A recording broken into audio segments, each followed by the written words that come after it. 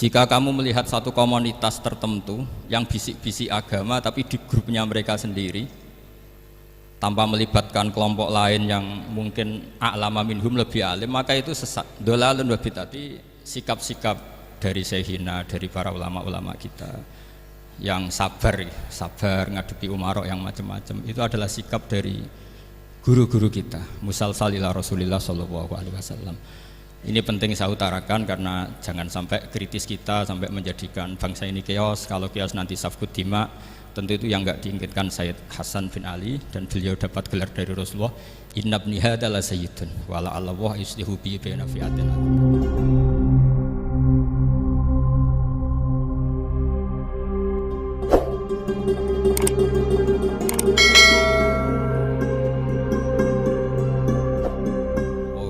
Sallim ala sayyidina Maulana Muhammadin wa ala alihi wa sahbihi asma'in, amma ba'du.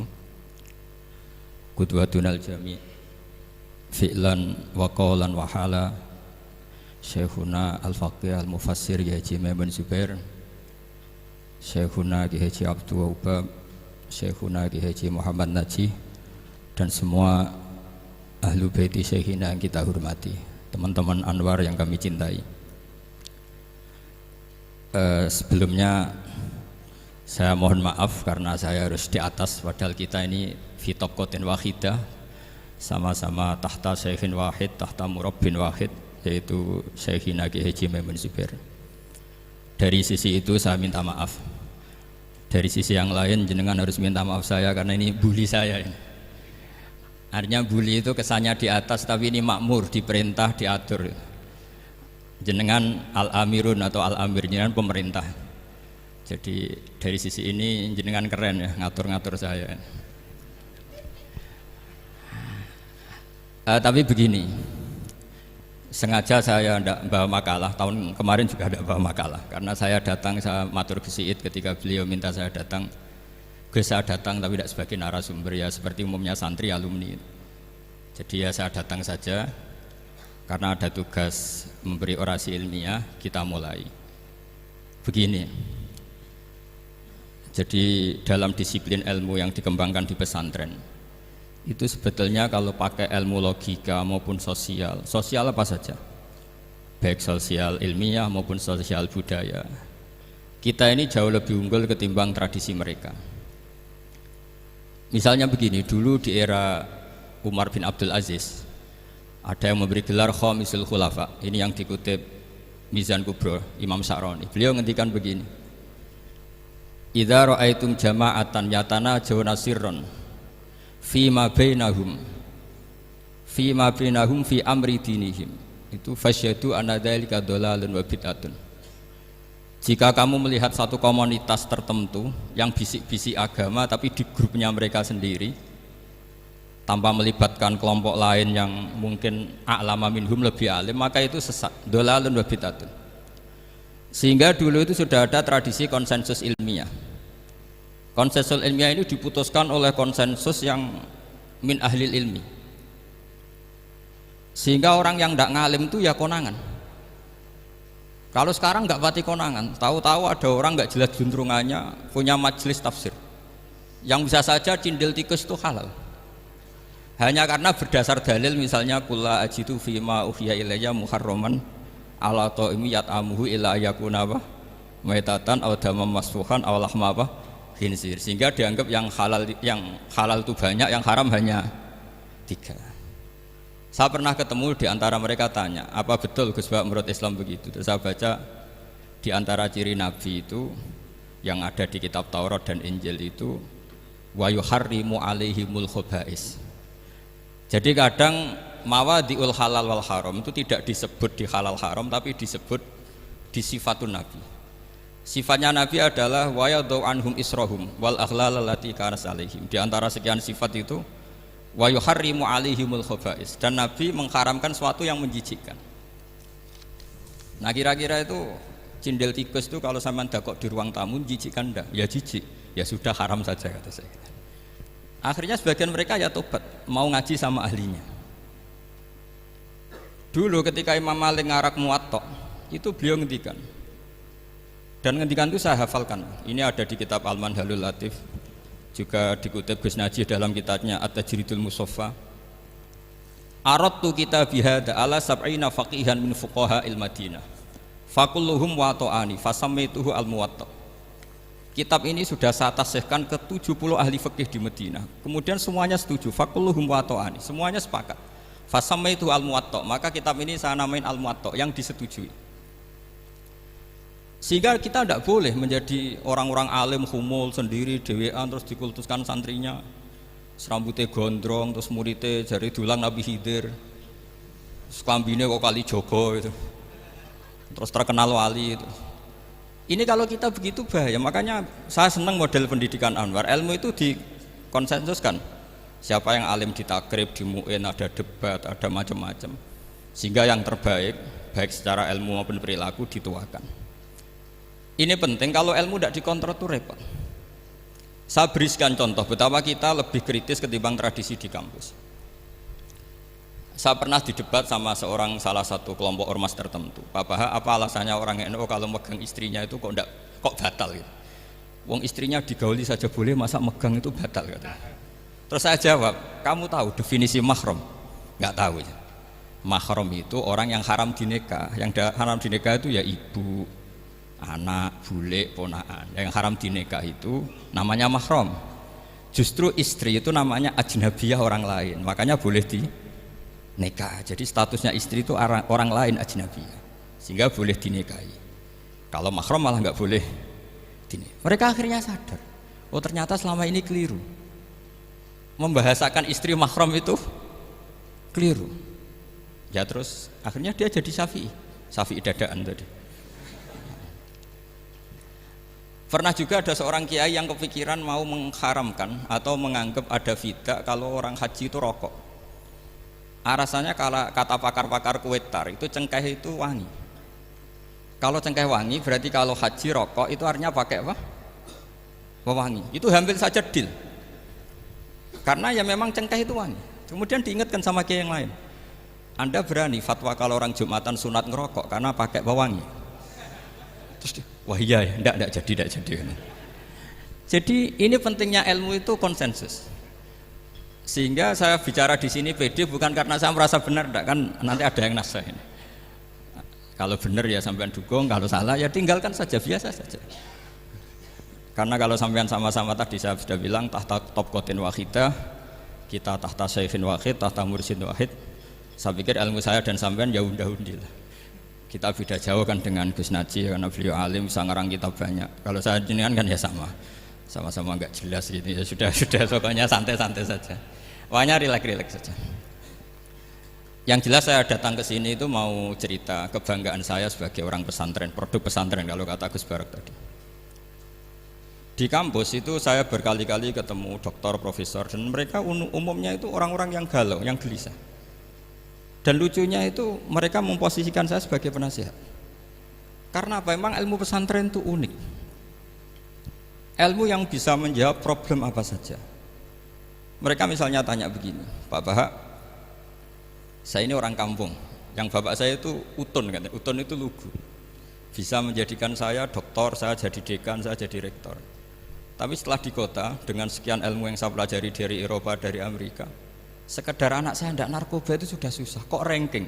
Nggak dengar anak saya ditangkap BNN itu sudah seneng saya. Artinya apa? Dia sadar ternyata kearifan lokal yang dididik para kiai menjadikan anak-anaknya jadi profesor, jadi dokter. Tapi dengan ilmu kedoktorannya, orang menjadikan anaknya ranking itu susahnya bukan main. Karena nggak ada kearifan. Ilmu yang mereka anggap adalah dianggap ya, tentu tidak hakikat, eksak. Eksak saja sebetulnya tidak juga subjektivitas mereka. Misalnya begini, ini contoh sekian. Pernah saya lomba cepet-cepetan matematika. Kalau saya kan pernah dimintai konsultan sebagai badan Basnas Nasional. Mereka kalau ngitung ya zakat tijarah itu 2,5%. Mungkin zakat ziroah berapa, 10% atau 20%. Kangkang yang di sini tak pikir itu mesti bingung, karena gaya poro gabit itu mesti raiso. Dan mereka tak tantang, coba jenengan bikin poro gabit, saya pakai matematika pesantren, itu cepat saya. Karena matematika kita adalah matematika ummi. Ummi itu orang Arab, ummiyin. nggak usah diterjemah apa, ya sudah umiin saja. Umiin itu keibu-ibuan lugu. Jadi kalau nggak bisa itu ya terlalu. Misalnya 2,5%, kalau kita bilang kan rubu'ul usyur, ya sudah 1.000 itu diusurkan dulu menjadi 10. Setelah 10 itu kan misalnya ya 1.000 berarti usurnya 100, ya kan? Setelah 100 cari rubu'nya berapa? 25. Berarti setiap 1 juta 2,5% adalah 25. Mereka masih garap porogabit, saya sudah cepat 1.000 usurnya 100, rubu'nya 25, namanya rubu'ul usyur. Begitu juga misalnya kita punya aset 100, nisful usur, usurnya 10, nisfunya berarti 5. Itu rasa porogabit cepat ketimbang sampean porogabit 2,5% kan suwi. Terus dia tanya, Pak matematikanya kok cepat? Dapat ilmu dari mana? Pernah kuliah di mana? Ya saya ngaji di Sarang sama Mbah Mun, terus saya ngaji beberapa ilmu. Nah, kelirunya rata-rata santri itu faro itu ya ora seneng. Nah, bulat. Nah ini cerita saja. Jadi kita bisa membuktikan ke khalayak ramai kalau kita tidak kalah. Khawarizm Al-Jabar terkenal di barat, Avicenna atau Ibnu Sina itu ya dengan ilmu-ilmu umum. Dan mereka fasih sekali menerangkan ilmu medis, ilmu apa. Fasih sekali. Sehingga ketika sekarang teknologi katanya adanya di barat, di Eropa, sebenarnya mereka itu kagum sama Islam. Karena mereka ngakui bahwa di antara ilmu itu dari Islam, zaman Khawarizm, zaman Al-Jabar, zaman Avicenna, zaman Ibnu Rus dan sebagainya. Saya beri sekian contoh dan ini saya bilang tanyakan ke orang kafir yang paling inat, paling lajeb di dunia. Tanyakan ayat ini, pasti artinya seperti ini. Yaitu ketika ada fenomena likuifaksi, tentu kalau di Jogja kan ada grup ilmiah. Mereka tanya saya, Pak Bahak, apa ada teori manusia itu ditenggelamkan di bumi? Yang teori, bukan kasus, bukan peristiwa sejarah. Kalau peristiwa sejarah kan ada korun. Saya ditanya gitu terus saya jawab, aamin tuman fis sama ayakhsifa bikumul ardo fa idza hiya tamur. Apa kamu merasa aman di dunia sementara pengendali langit, man fis sama itu pengendali langit. Ya siapa saja, bisa malaikat atau bisa Allah, man sing kudratu fis sama, itu ahli tafsir beda pendapat. Yang enggak beda yang enggak pernah nafsiri gitu. Jadi yang enggak beda karena enggak pernah nafsiri. Ayak sifabikumul ardo, bahwa bumi ini bisa ditenggelamkan. Faidah ya tamur, ya memang bumi itu bisa meleleh. Terus saya memberi sekian argumentasi. Kalau kamu katakan justifikasi ilmiah karena kadung Islam dan kadung pegangan Quran, mungkin Anda akan bilang saya ini justifikasi, nyari pembenaran secara syariah. Tanyakan ke ahli lughat yang non muslim, maknanya ayat itu tetap seperti itu. Begitu juga misalnya ayat wal ardi dzatis sodq, dan bumi yang berkarakter bisa retak. Sodqun itu retak. Dulu kita hanya punya contoh, misalnya biji-bijian jagung yang lembek, yang lemah, dan bumi yang keras, atau ketela atau bengkoang itu. Ternyata dengan segala kelemahan ini, biji-bijian ini bisa merekah, dan buminya yang ngalah memberi ruang. Dulu ulama hanya nyontohkan tadi. Misalnya kalkhinto apa saja yang bisa bumi mengalah dengan proses tumbuhnya tanaman. Tapi itu kan qaulul mufassir. Kenangan saya ngaji ya, makanya saya bangga sekali sebagai murid beliau. Saya memberi gelar beliau al-faqih al-mufassir. Faqih betul karena beliau putra Mbah Zubair yang ma'ruf bil fiqhi. Dan al-mufassir beliau itu murid Said Alawi yang ngarang takriran Faidul Khabir itu dengan Habib Muhsin Al-Musawa itu. Ini penting, sanad kita ini penting, dan kita insya Allah sebagai murid tidak akan merusak sanad itu. Dan yang merusak sanad itu gurunya alim, baik guru alim terus kita bodoh, itu merusak sanad itu. Saya masih ingat didhawuhi Mbah Mun, wong jagoan merusak sanad. Ibnu Hajar Al-Asqalani ngalim-ngalimi wong, di murid Zakaria Al-Ansori, beliau di murid Ibnu Hajar terus di murid Fathul Mu'in. Jadi kiai nak di murid ngalim itu yo isin katanya. Nah kita berlomba-lomba supaya gak ngisin-ngisinin kiai. Ya ini kan kompetisi. Kalau gak kasih alim ya ngaku alim saja lah supaya ya nggak apa-apa. Artinya ya cukup lah kalau di daerah masing-masing kan. Saya pernah sama satu temen itu, Gus kula wis ngalim kok iso. Kula niku tiyang Sragen.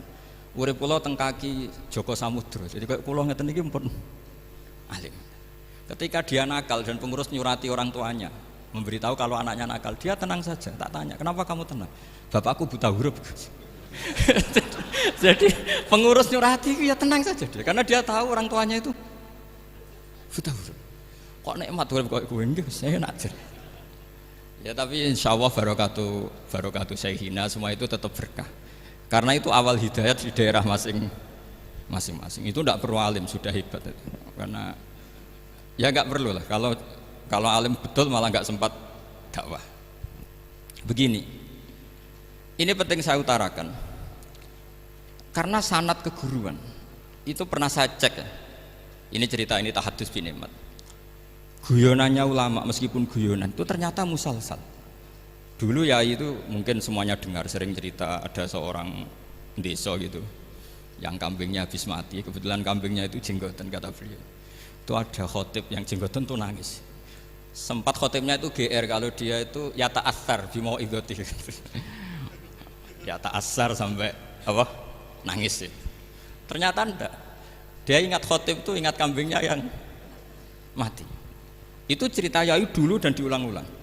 Ternyata saya baca, kalau sama nggak percaya baca di Al-Fawaid Asyatiriyah atau Al-Fawaid Al-Haramiyah, itu karangannya Habib Salim Asyatiri. Beliau dekat sekali dengan Gus Najib, pernah nginep di beliau. Itu di karangan beliau sampai cek nanti di Qauluhu Ta'ala lau adzibannahu adzaban syadidan aw la asfahannahu aw la ya'tiyanni bisultanim. Itu kata beliau begini. Adzaban syadidan itu orang dihidupkan atau didomisilikan di daerah yang nggak sejenis. Itu tersiksa sekali. Terus di situ beliau cerita, dulu itu ada orang alim alamah hamilul Quran itu di penjara. Karena ketemu orang sejenis santri-santri yang kebetulan itu ada kios politik itu atau gerakan politik. Itu di penjara itu asik saja. Bahkan banyak alumni penjara itu udah hafal Quran. Yang sebelum hafal ada yang bebas, nggak mau bebas karena ingin meneruskan hafalan dengan saking keramatnya tadi orang alim yang hafal Quran. Suatu nanti kalau nggak percaya nanti dicek. Kitab itu sekarang gampang didapatkan. Al-Fawaid apa?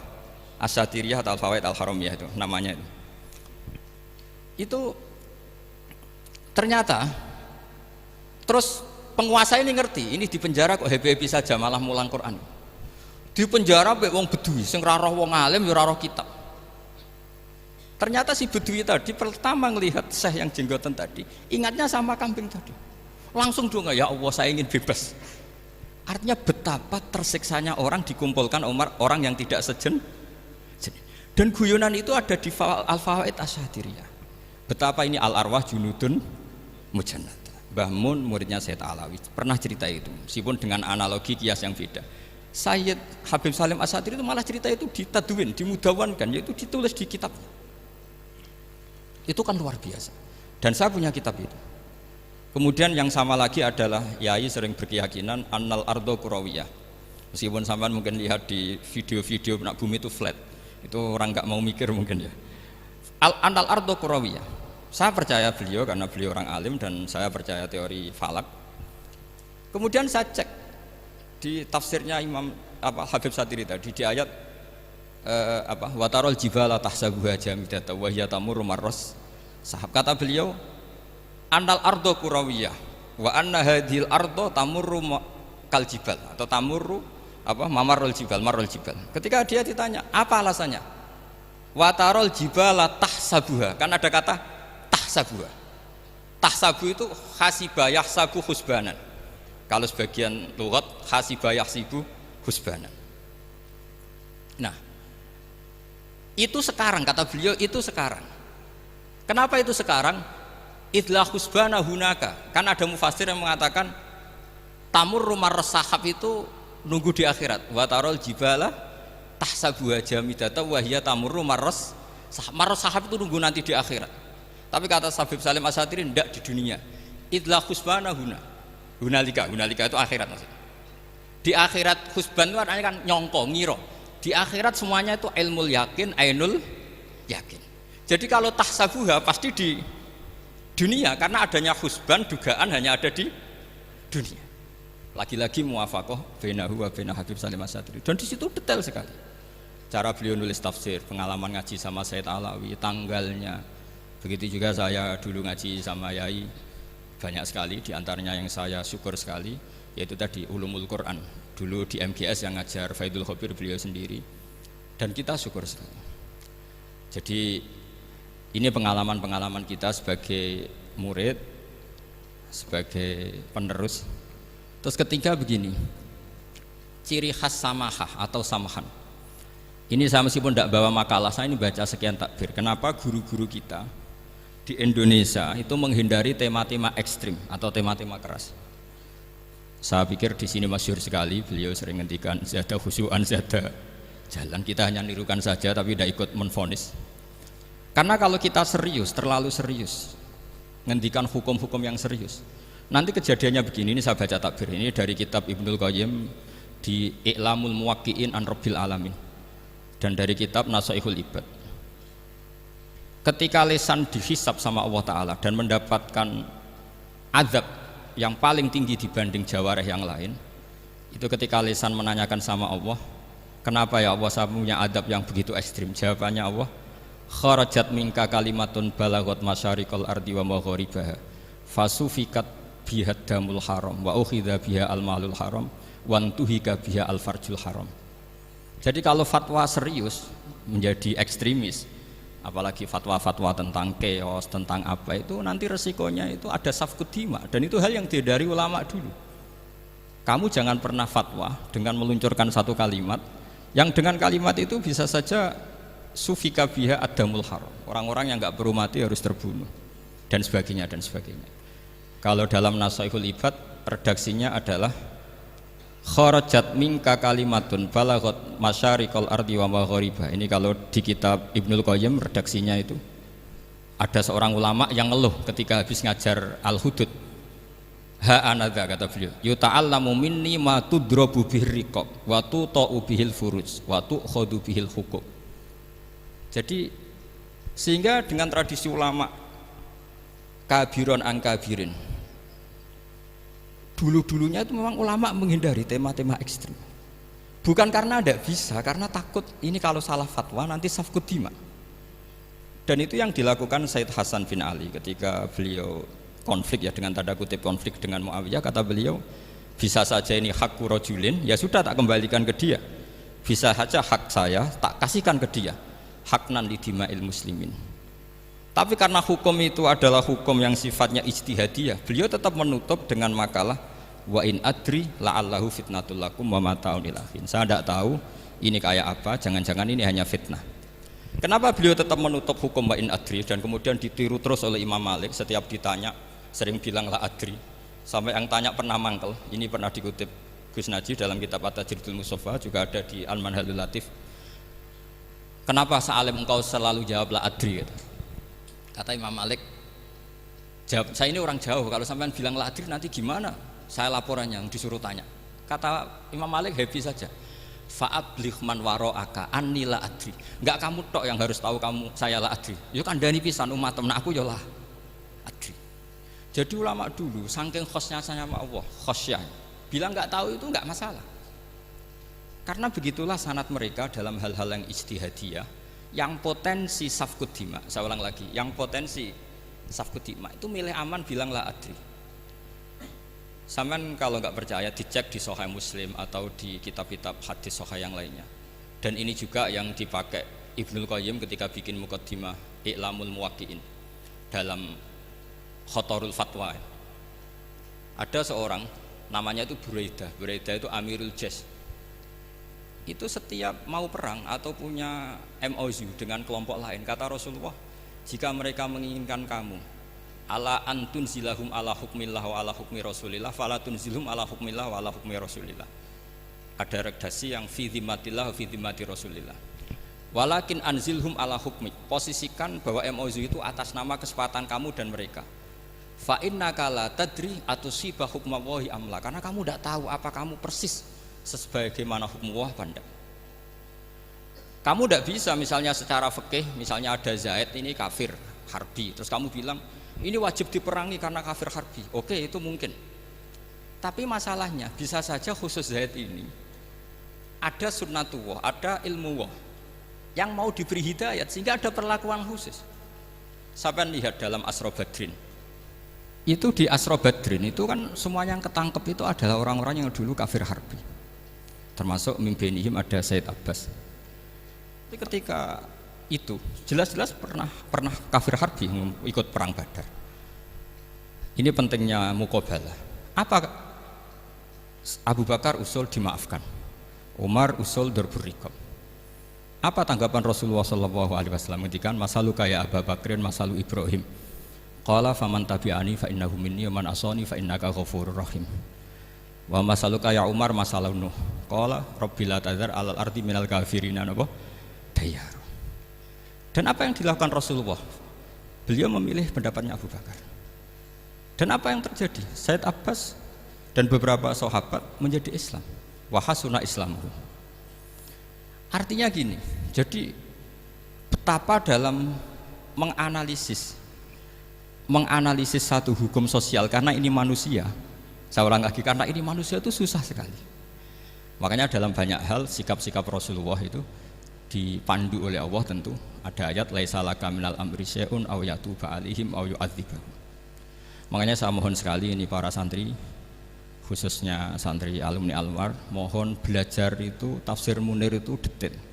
Karena di tafsir Munir itu misalnya ada ayat tertentu yang mengkritik orang kafir tertentu, fitil kalwaqiah gitu.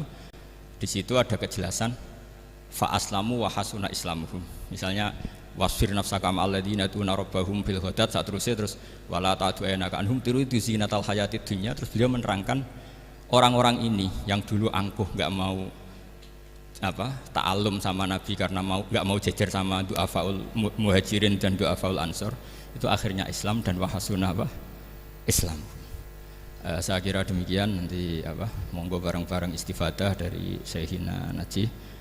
Dan saya syukur sekali karena mendapatkan naskah At-Tajridul Mushaffa.